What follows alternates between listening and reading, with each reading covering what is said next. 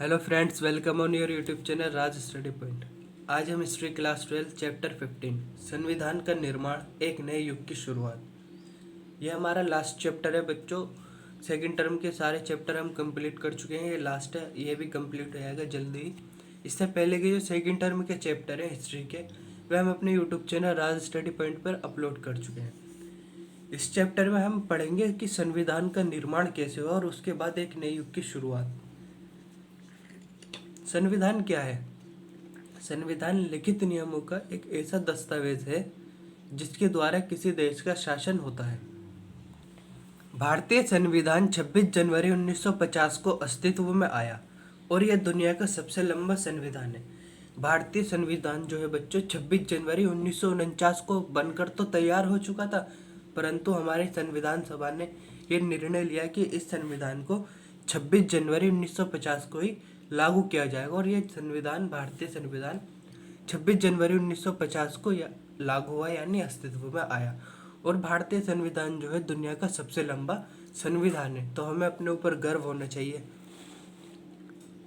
भारत के संविधान को दिसंबर 1946 से नवंबर 1949 के बीच सूत्रबद्ध किया गया।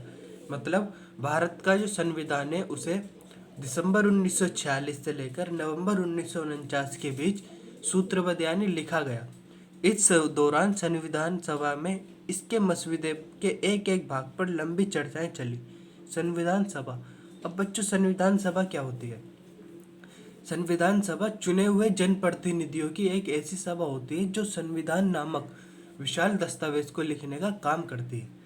यानी इसमें ऐसे जनप्रतिनिधि होते हैं, जनता के प्रतिनिधि, जिन्हें जनता ने चुना होता है कि वह हमारा संविधान लिखेंगे, तो उन्हीं की एक सभा को संविधान सभा कहा जाता है। संविधान सभा के कुल 11 सत्र हुए, जिनमें 165 दिन बैठकों में गए। अब हम पढ़ेंगे उथल पुथल का दौर। संविधान निर्माण से पहले के साल काफी उथल पुथल वाले थे। संविधान जो निर्माण हो रहा था उससे पहले के जो साल थे वो काफी उथल पुथल वाले थे। ये महान आशाओं का क्षण भी था। लोगों को बहुत आशाएं थी कि हमारा संविधान बनेगा, एक अच्छा भविष्य मिलेगा हमें, और भीषण मोहभंग का भी। और देश का बंटवारा हो चुका था और हिंसा घटी थी, तो उससे भी लोगों का मोहभंग हो चुका था। 15 अगस्त 1947 को भारत आज़ाद तो कर दिया गया था, किंतु इसके साथ ही इसे विभाजित भी कर दिया गया। मतलब कि हमें आज़ादी तो मिली, परंतु एक विभाजित राष्ट्र के रूप में भारत के दो हिस्से कर दिए गए थे, पाकिस्तान और हिंदुस्तान। लोगों की स्मृति में 1942 का भारत छोड़ो आंदोलन अभी भी जीवित था, जो ब्रिटिश राज के खिलाफ संभवतः सबसे व्यापक जन आंदोलन था। दिसंबर 1920 ये जो 1942 का भारत छोड़ो आंदोलन था, ये लोगों की स्मृति में अभी भी जीवित था और ये ब्रिटिश राज के खिलाफ व्यापक आंदोलन था, जन आंदोलन।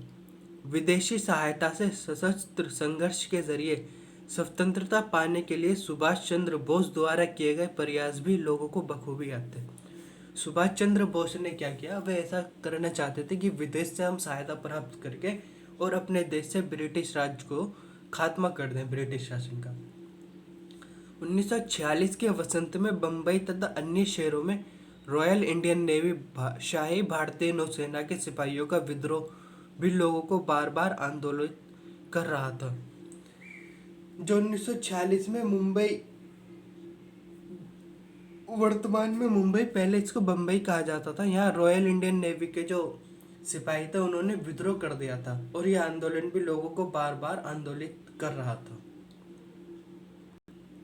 नवजात राष्ट्र के सामने इतनी ही गंभीर एक और समस्या देसी रियासतों को लेकर थी। जब हमारा देश आज़ाद हुआ तो उसमें क्या था, जो देसी रियासतें थी, रजवाड़े, उन्हें सरकार ने, ब्रिटिश सरकार ने एक ऐसा मसला दिया कि अगर वे चाहे रियासत तो भारत में शामिल हो जाए या पाकिस्तान में, या फिर अपने लिए एक अलग देश बना ले अपनी रियासत को। तो ये खुद में ही एक गंभीर समस्या थी। इसका समाधान किसने करा? सरदार वल्लभ भाई पटेल ने। उन्होंने क्या करा? सारी देशी रियासतों को भारतीय राष्ट्र में शामिल कर लिया। ब्रिटिश राज के दौरान उपमहाद्वीप का लगभग 1/3 भूभाग ऐसे नवाबों और रजवाड़ों के नियंत्रण में था जो ब्रिटिश ताज की अधीनता स्वीकार कर चुके थे। अगर हम उन रियासतों को छोड़ देते तो आज बहुत बड़ा हिस्सा भारत से अलग हो चुका होता।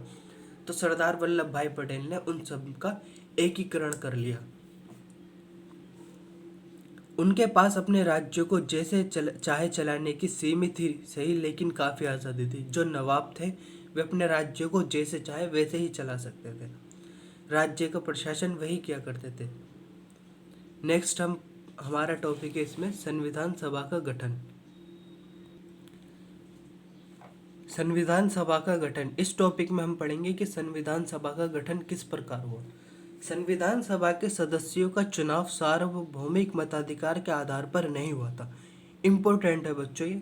जैसे आजकल हम अपने नेताओं को सार्वभौमिक मताधिकार के आधार पर चुनते हैं, तो संविधान सभा के जो सदस्य हैं उनका चुनाव इस आधार पर नहीं हुआ था, बल्कि 1945 और 46 की सर्दियों में भारत के प्रांतों में चुनाव हुए थे।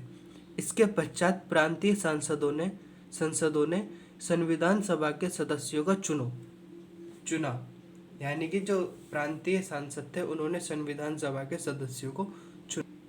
नई संविधान सभा में कांग्रेस प्रभावशाली थी। जो संविधान सभा में सदस्य थे उनमें सबसे ज़्यादा कांग्रेस के सदस्य थे और इस तरह कांग्रेस प्रभावशाली थी। प्रांतीय चुनावों में कांग्रेस ने सामान्य चुनाव क्षेत्रों में भारी जीत प्राप्त की और मुस्लिम लीग को अधिकांश आरक्षित मुस्लिम सीटें मिल पाई, लेकिन लीग ने संविधान सभा का बहिष्कार उचित समझा और एक अन्य संविधान बनाने कर दिया। अन्य संविधान बनाकर उसने पाकिस्तान की मांग को जारी रखा। मुस्लिम लीग ने भारतीय संविधान सभा जो थी इसका बहिष्कार किया और उसने मांग की कि वे एक अलग संविधान बनाएंगे और अपना एक अलग देश होगा उनका, पाकिस्तान। शुरुआत में समाजवादी भी संविधान सभा से परे रहे, क्योंकि वे उसे अंग्रेजों की बनाई हुई संस्था मानते थे। वे मानते थे कि इस सभा का वाकई स्वायत्त होना असंभव है। इन सभी कारणों से संविधान सभा के 82% सदस्य कांग्रेस पार्टी के ही सदस्य थे, परंतु सभी कांग्रेस सदस्य एकमत नहीं थे। ऐसा नहीं था कि 82% कांग्रेस सदस्य जो है वह कांग्रेस पार्टी के हैं तो कांग्रेस का बोलो। कांग्रेस जो थी अपने अंदर एक विविधतापूर्ण पार्टी थी उस टाइम में। इसमें समाजवादी भी थे, गर्मपंथी भी थे, नरमपंथी, सभी राजनीतिक विचारधाराओं के सदस्य थे कांग्रेस के अंदर।